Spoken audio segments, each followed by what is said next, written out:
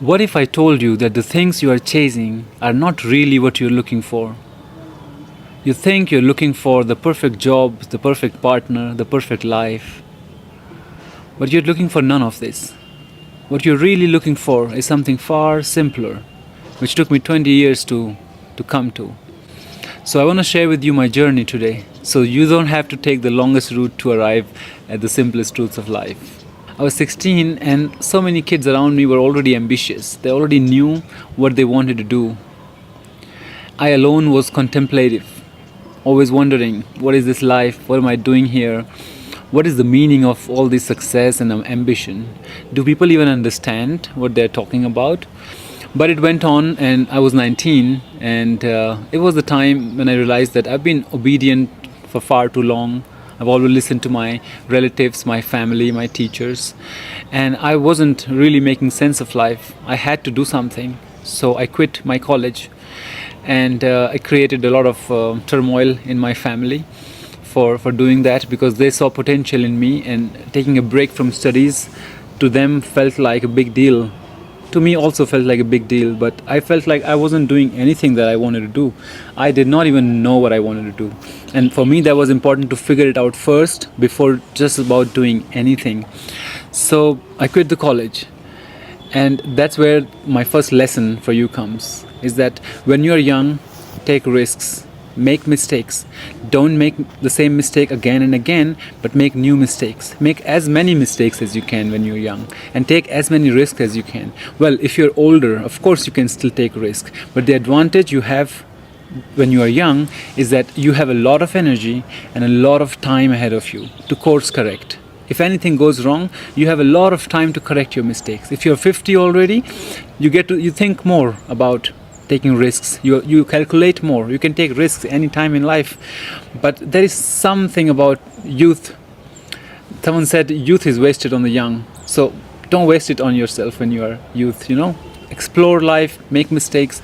That's my first lesson. So what happened? I did odd jobs. I worked as a medical representative, then I worked as a call center employee, then I started working with an NGO. In between I did my masters, but 4 or 5 years into this, I again felt as if something was wrong in life. And what really took me there was that every morning when I would wake up to get ready to work, I would feel like my heartbeat was really fast, or as if I'm skipping a breath. And this was a sure shot sign of anxiety. And for me in life, stress, anxiety, depression, I take them very seriously. By that, what I mean is that I do not accept the idea that the modern life is really hectic and it's okay to be stressed, it's okay to be depressed sometimes. For me personally, it's not okay. So I go all in to make sure that I do what needs to be done to get out and come back to the peaceful and calm life that I like to live. So I had to quit my job, and the job had good prospects, and my family and everybody around me started to think that now maybe he's going to settle down, quote unquote settle down. Now maybe he's on a right path. But I quit my job to travel, and it was 2015. Back in those days in India, it was not a big thing to backpack and travel. You wouldn't find YouTube channels where people were doing that. So everybody around me looked at me like a failure, and they thought I was being careless, being reckless. But all I wanted to do was to explore what life is and what I want to do in life. So for me it was very important, but nobody understood it, and I didn't have much money, so my traveling style was very rugged. I would just sleep on the footpath, I will just eat with the homeless people, I will request the restaurant guys that after they're over with their work, can I sleep in their restaurant, stuff like that. And this is where my second lesson to you comes, that it is dangerous to care too much about other people's opinions. Other people say no to things not because they're impossible, because they think it's impossible for them. They wouldn't do it, so they think anyone who would do it will fail. So we don't have to make it our reality what is their fears. We also get afraid when we take such risks, but it's okay if your fear moves you in the right direction. So In life, you don't want to worry about other people's opinions. The other part of this thing is that other people are also not so much concerned about you as much as you think they are. They have their own life problems, just like you and I have. So they might pass a comment or they might talk about you in the back, but nobody's head is filled with your thoughts. They are all filled with their own thoughts. So that's one thing that you must remember. Don't worry about other people's opinion. Do what you need to do. Nobody will regret on your behalf. Nobody will celebrate on your behalf. Nobody will sleep or eat on your behalf. So live your life, and as early as you can make sense of this statement, it will be better for you, no matter what age you are in right now. Do not worry about what other people say. Ask yourself what you want to do and do it. You will be rewarded. What seems so intense at the moment is not so intense when you look retrospectively. So maybe try to see things from your future self and tell yourself that, hey, it might not be so intense 5 years down the line, so why am I making it intense right now? Okay, all right, so let's continue. I moved to traveling, and traveling led me to owning a restaurant. So I ran a restaurant for a while, and then I moved to Romania and I became a yoga teacher, and I stayed in Romania for 6 years. I taught yoga for 6 years, and I got into a very different kind of community in Europe, in Romania, and I learned some things there. One of the most important things that I learned in Romania was that there is no deep satisfaction in chasing endless material success. People all around me were chasing material success. They were all looking for happiness in the wrong places.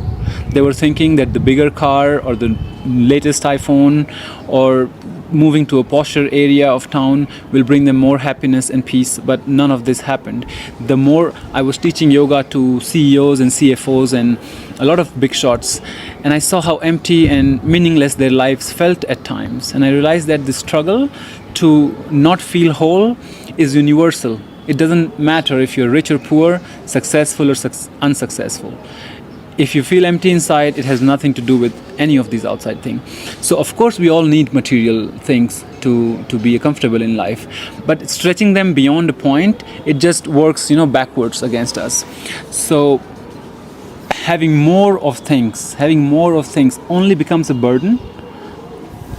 And if you think that you're showing it off to other people, nobody really cares. Again, I've already pointed it out. You're not doing things for other people. Do things for yourself in life.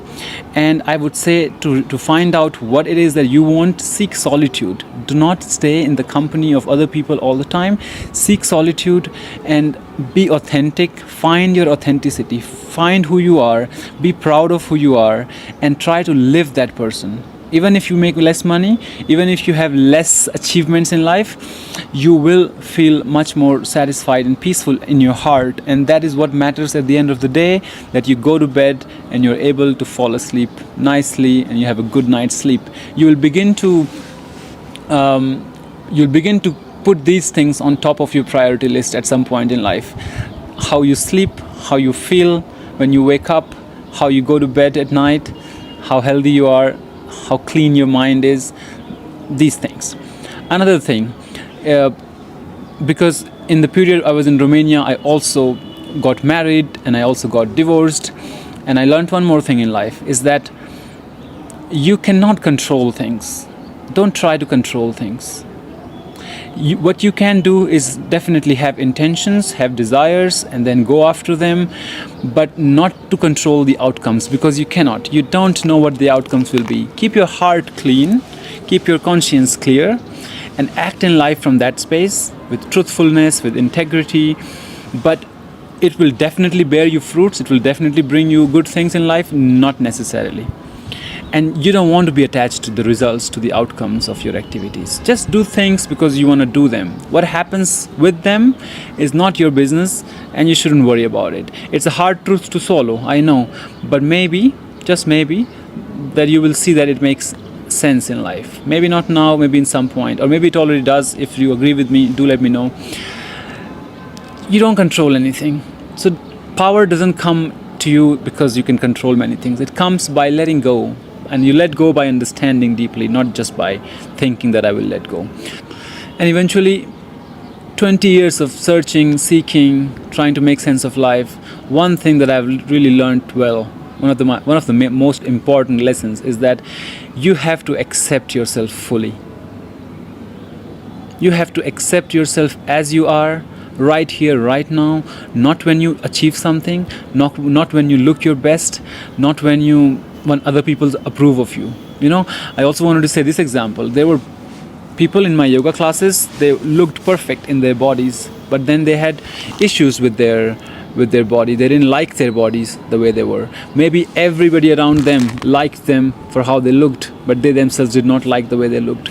So you see, if you're looking for any kind of perfection or satisfaction, deep satisfaction in the things of appearance, the things that appear, the solid material things, it's not there. It's there within. That is why I said to go within, seek solitude, and find it inside. It is already there. It does not come out in the world, because the world is of senses. Senses are limited. You can only see as far. You can only hear as much.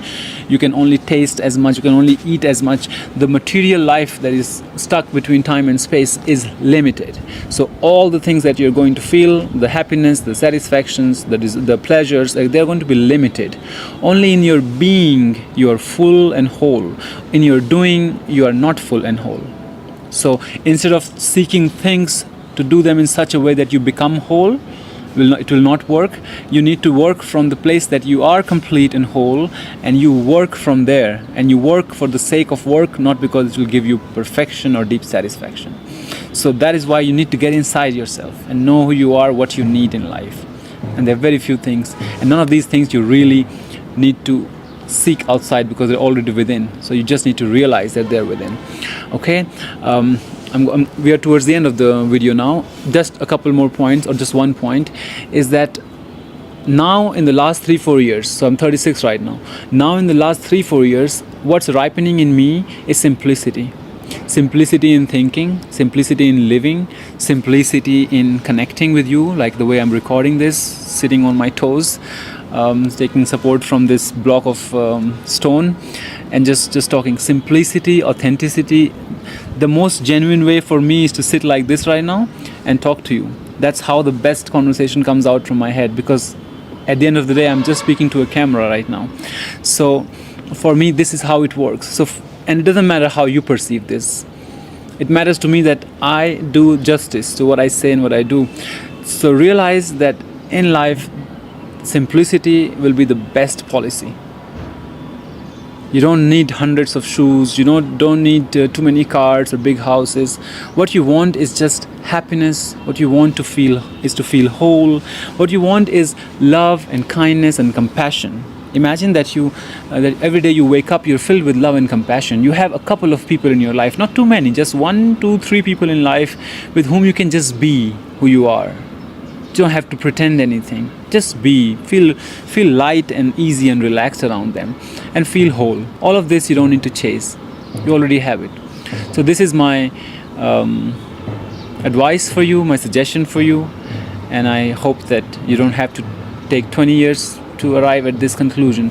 All of these now in my head sound very commonsensical, but when you are in the heat of youth, especially your 20s, it's life. You look at life so differently. But as you begin to get older, the coffee in the morning perhaps is the most soothing thing that you look forward to. You're not looking for the world to recognize you, to become famous, or to everybody to know you.